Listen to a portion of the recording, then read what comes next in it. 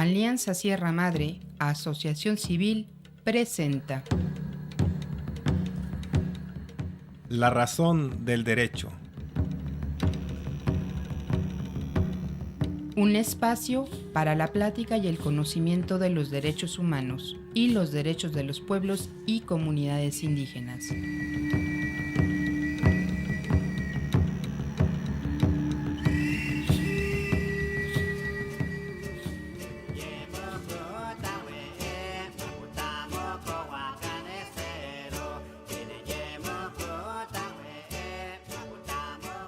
Buen día. ¿Ya lista para iniciar el programa, Kiriaki? Sí, buen día a quienes nos escuchan en este momento. Bueno, pues iniciamos por recordar la plática anterior que nos compartieron Agustín Ávila y Gilberto López y Rivas. Muy interesante el tema del que ellos nos hablaron, la autonomía de los pueblos indígenas. Recordemos que la palabra autonomía tiene que ver con que los pueblos conserven su propia organización, su antigua forma de elegir a sus autoridades. Autonomía es que el gobierno federal, estatal y municipal respeten las formas como la gente de los pueblos arreglan sus asuntos, en forma pacífica, sin pleito, así como lo dice la costumbre. Autonomía es respetar la decisión de los pueblos sobre el uso y cuidado de los recursos naturales en sus territorios. Mucho de lo que tienen, hacen y viven estos pueblos todos los días está relacionado con esta idea, con esta palabra de autonomía. El idioma, las fiestas, el conocimiento, todo lo que son las mujeres y los hombres de los pueblos indígenas tiene que ver con las decisiones que ellos toman. El respeto a estas decisiones, al pensar del pueblo, es el respeto a la autonomía.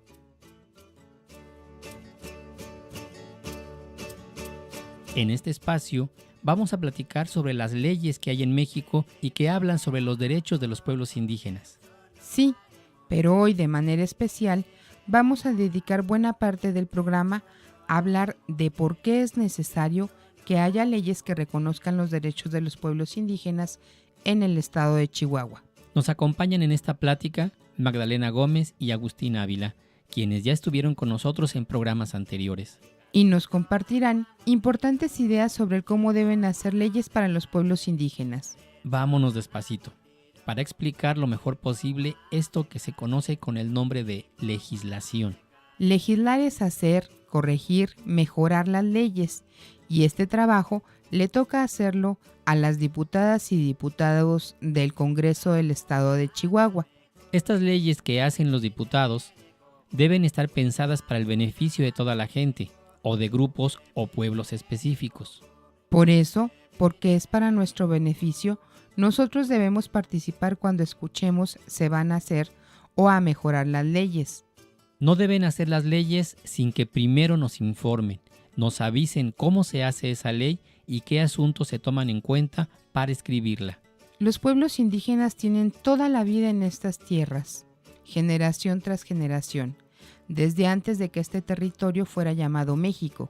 Y fíjense, es apenas en 1992 que por primera vez son nombrados en la ley máxima del país, la Constitución mexicana.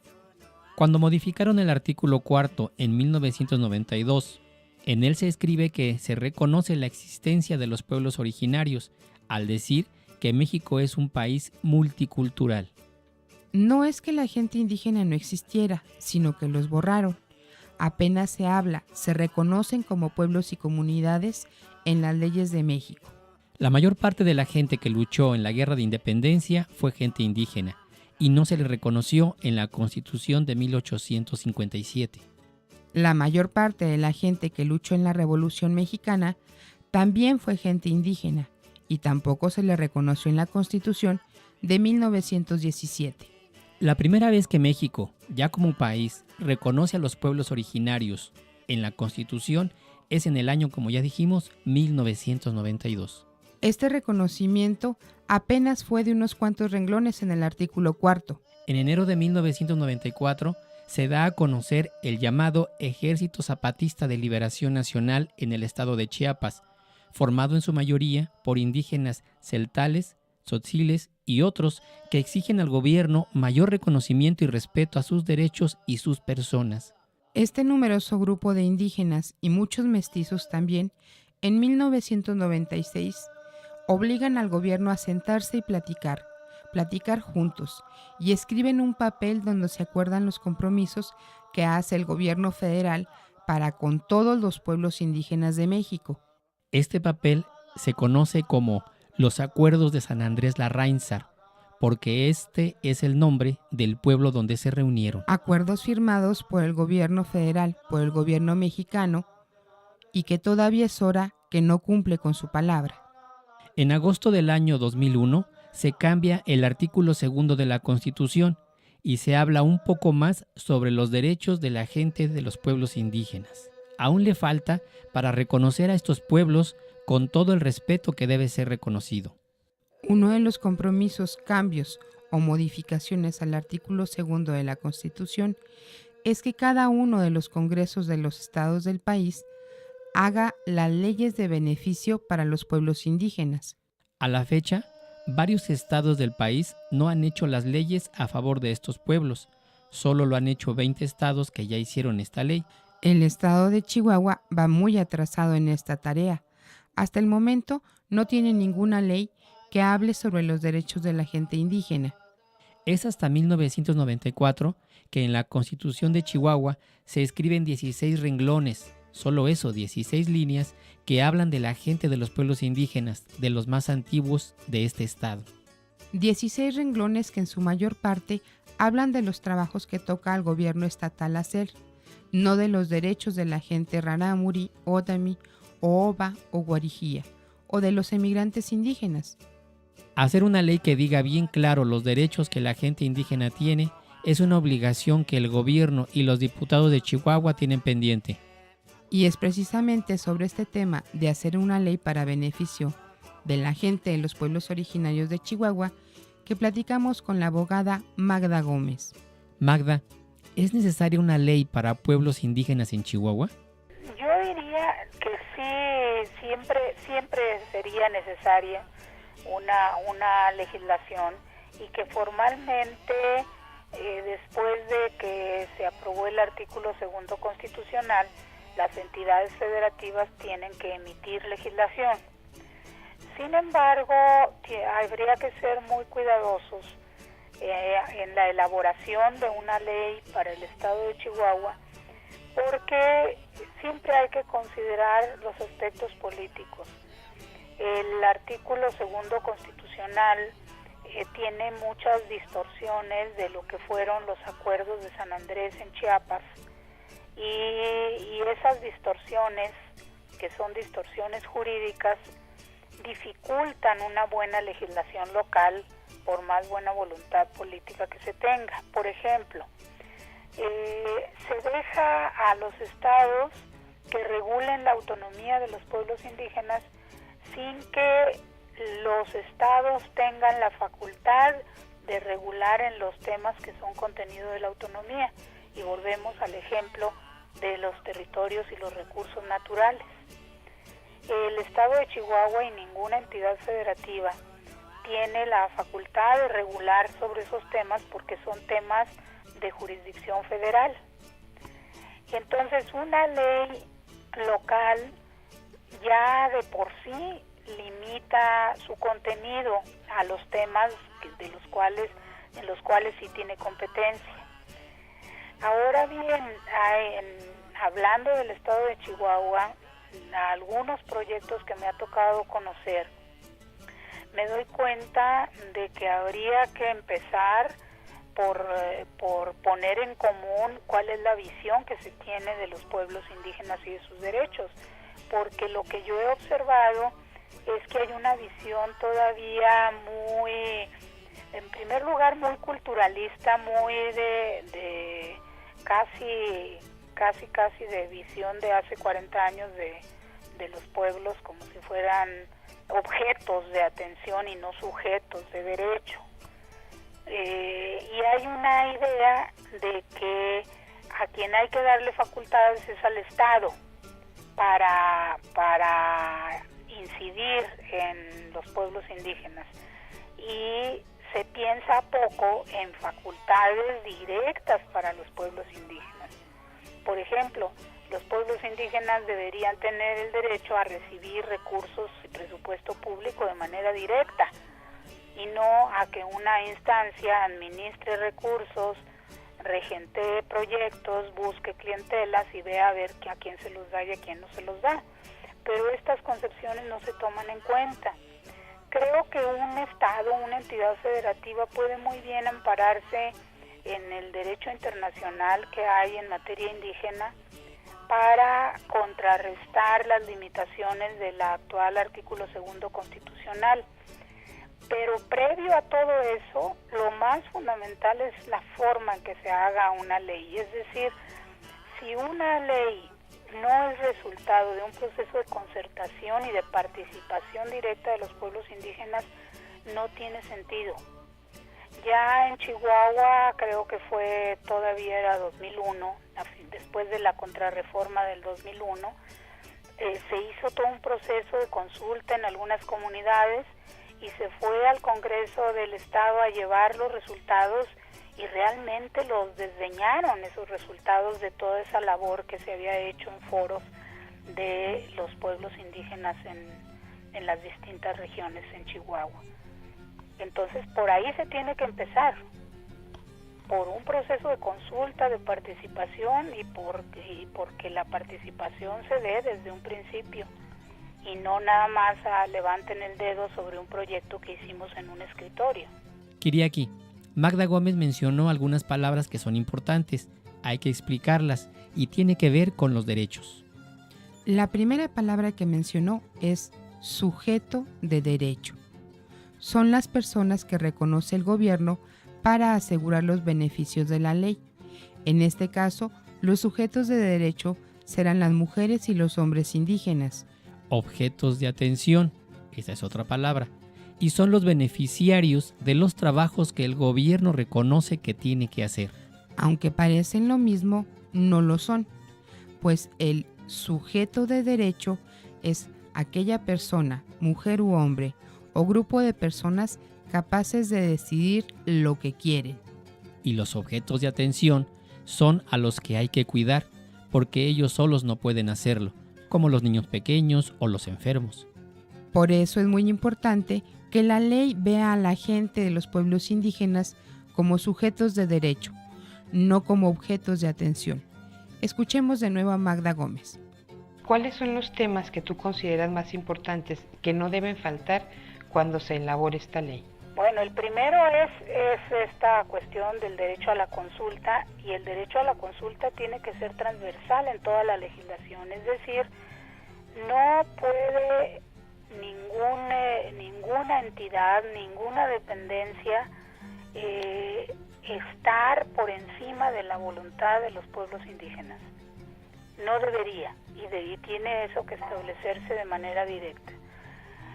La otra cuestión tiene que ver con el territorio, el acceso a la tierra y a los recursos naturales, que es el tema que te digo es complicado porque es de orden federal.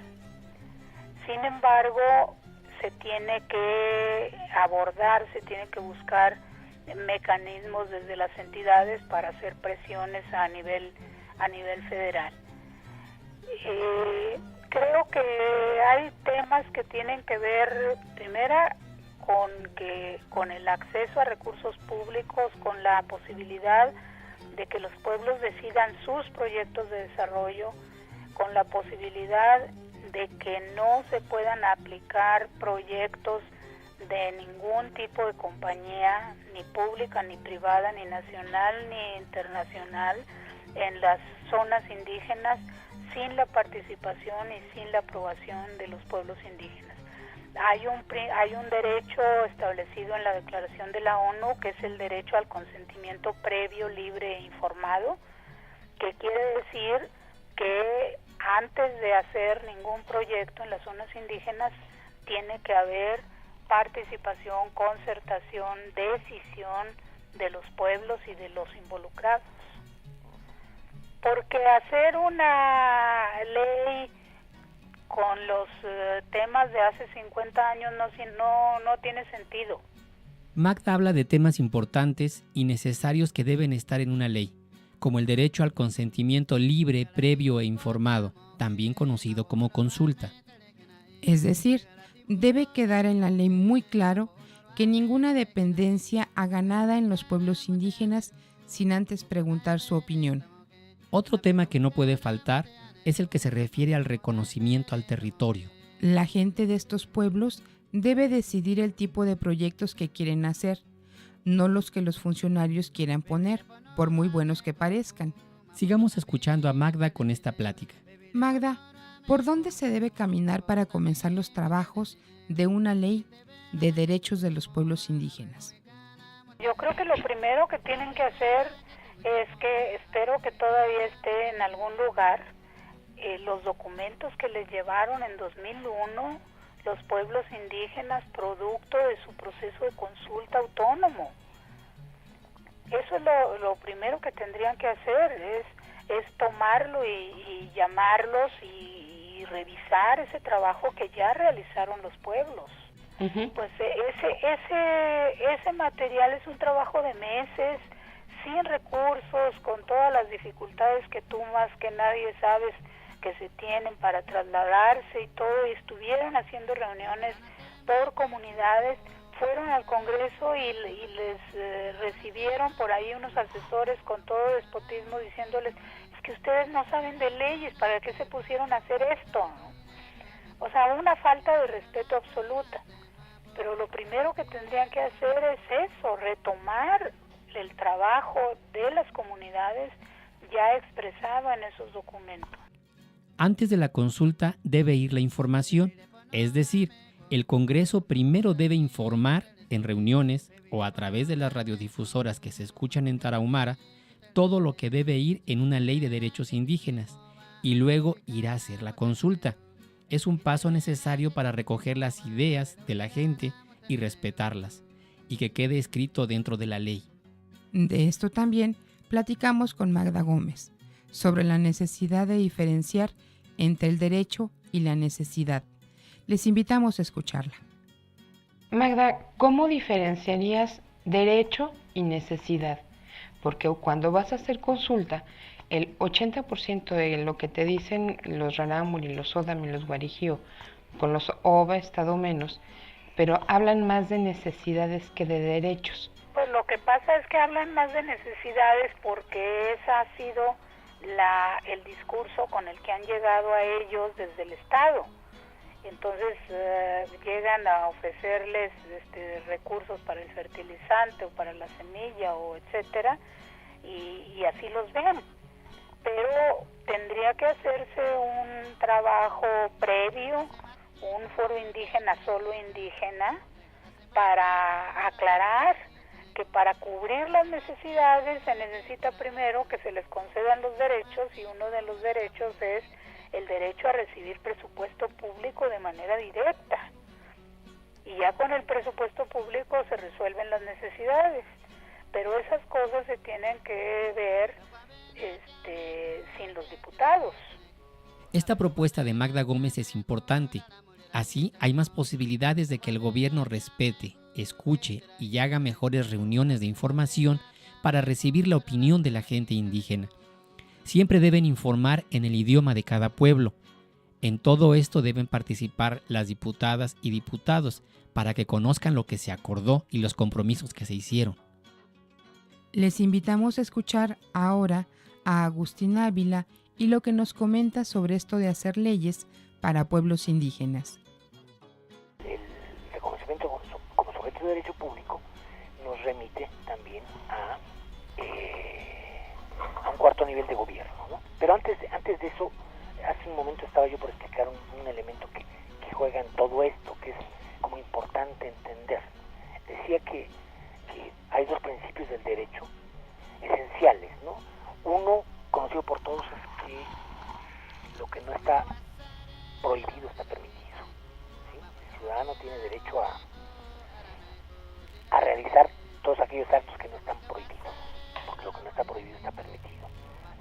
En el latín de los abogados se llama lex non promulgatem, no obligatorio, ¿no? Sin embargo, para la autoridad,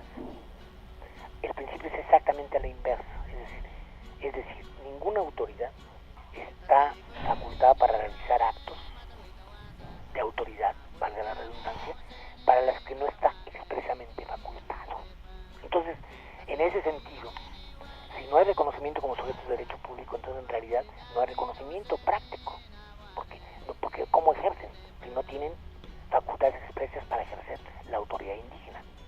Y ese elemento es central y ese es el elemento en torno al cual habría que trabajar en una reforma estatal, la que sea, si se quiere y se busca que tenga impacto.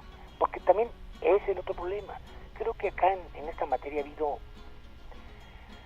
una visión poco práctica, una visión más de principios filosóficos, ideológicos, de aferramiento polarizado, donde el asunto de la aplicabilidad o ha sido secundario o ni siquiera se ha tomado en cuenta. Entonces yo creo que también cualquier promoción de ley, de nueva ley, tiene que plantearse como elemento central la aplicabilidad. Sino que, si nosotros estamos discutiendo, como siempre, de principios programáticos, ¿no? De lo que debería de ser. No, pero eso ya, ¿no? O sea, la Constitución mexicana está llena de deberes ser. Ahora de lo que se trata es de generar los instrumentos y los conceptos y dar los pasos necesarios para que la nueva legislación se ejerza, para que los derechos sean exigibles, sean aplicables. Como escucharon, Agustín dice que es necesario que la Ley de Derechos Indígenas tome en cuenta a mujeres y hombres de los pueblos como sujetos de derecho. Y más adelante nos habla de lo importante que existe una ley reglamentaria donde se escriba, se diga, punto por punto, cómo se va a hacer realidad esa ley y los derechos para la gente. Escuchemos lo que comenta sobre este tema. Agustín, ¿cómo explicaríamos para Tarahumara qué es un instrumento dentro de la ley?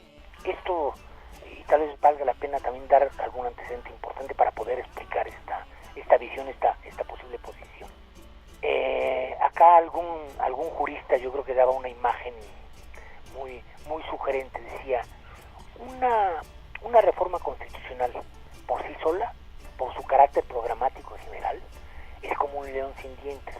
Entonces, para ponerle dientes al león, hay que generar la legislación secundaria, que son las leyes reglamentarias. ¿Por qué? Bueno, porque ahí establecen los procedimientos a través de los cuales va a operar, cómo va a proceder. La reforma constitucional dice y se reconocen tales derechos, pero la ley reglamentaria te dice cómo van a ser los procedimientos para que se ejerza. Entonces, sin ley reglamentaria el asunto queda volando. Otra vez porque este principio de que la autoridad solo puede realizar aquellos actos para los que está expresamente facultada, sin eso no se avanza, no hay manera. Decía este jurista que a su vez, para ponerle garza al león, hay que establecer claramente quiénes son los sujetos de derecho, quiénes le van a ser exigibles, quiénes son los titulares de derechos y obligaciones. Entonces yo creo que en la Tarahumara eso es lo que hay que hacer. Yo diría que por lo menos como un punto de partida es reconocer y conocer cómo funcionan los grupos indígenas, sean pueblos, comunidades, llámenles como quieran, cómo funcionan, cómo toman decisiones, y eso es lo que hay que reconocer, y cómo validar esas resoluciones, asunto que también en sí puede ser muy complicado. Por ejemplo, una ley de este tipo se aplica solo a indígenas. ¿Y qué pasa con las comunidades donde unos hablan más que otros, unos ya no hablan lengua indígena y hablan español, pero mantienen las costumbres? ¿O qué pasa en aquellas comunidades donde, por una serie de razones históricas, colonización, guerras, por lo que sea, pues hay población mezclada en comunidades? Yo creo que ahí es donde la noción del poder local, del gobierno local, es importante recuperarla y retomarla, porque no puedes generar una ley exclusivamente para indígenas, porque bueno, ¿cómo se determina quién es un indígena? ¿La lengua? ¿Las costumbres? ¿Cuáles?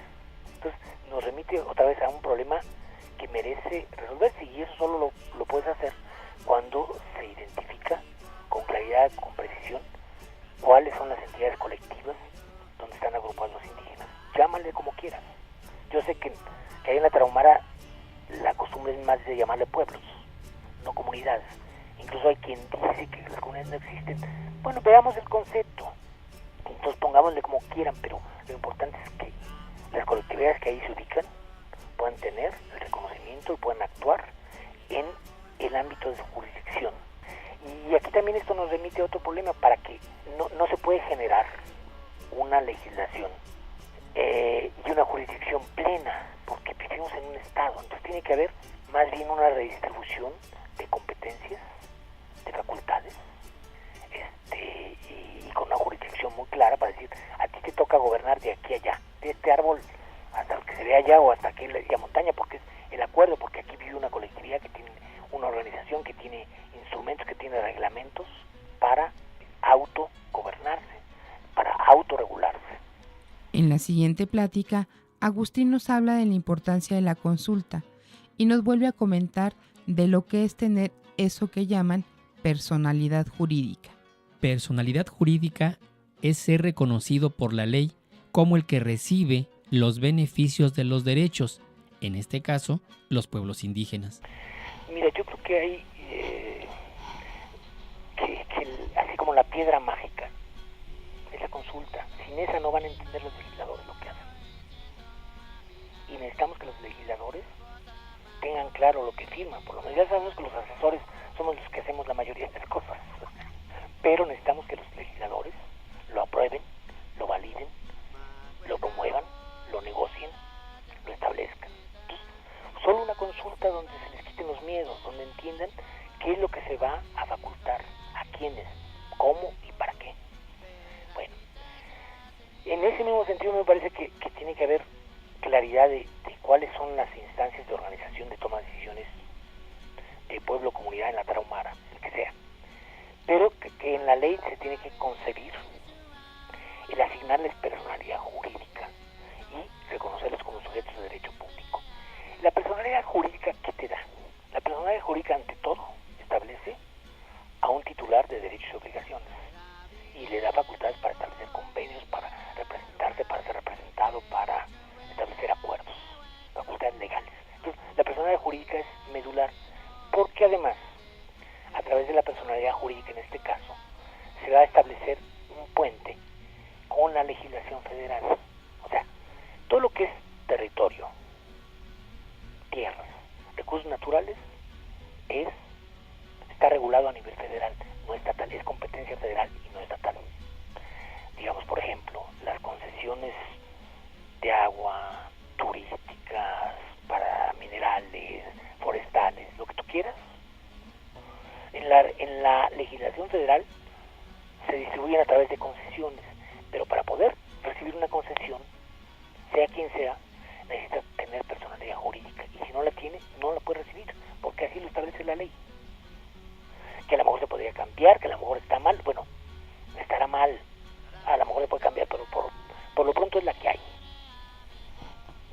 Y entonces la personalidad jurídica no solo establece al interior o en lo local al titular de derechos y obligaciones, sino establece un puente con la legislación federal para que en este caso los indígenas puedan acceder legalmente a las concesiones de agua, de bosques, de minerales, de recursos turísticos, de los que tú quieras. Cuando se empieza a poner buena la plática, el reloj nos alcanza y nos dice que se nos termina el tiempo. Media hora del programa es apenas un suspiro en todo lo que hay que platicar sobre esto que tiene que ver con los derechos humanos de los pueblos indígenas. Agradecemos a Magda Gómez y Agustín Ávila sus comentarios.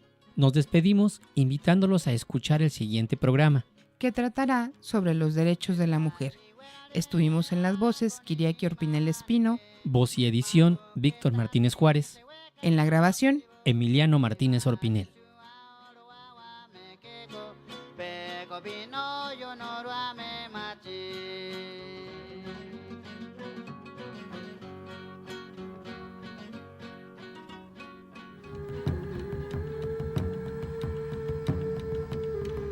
Por el reconocimiento y respeto a los derechos de los otros todos que nosotros somos. Octavio Paz.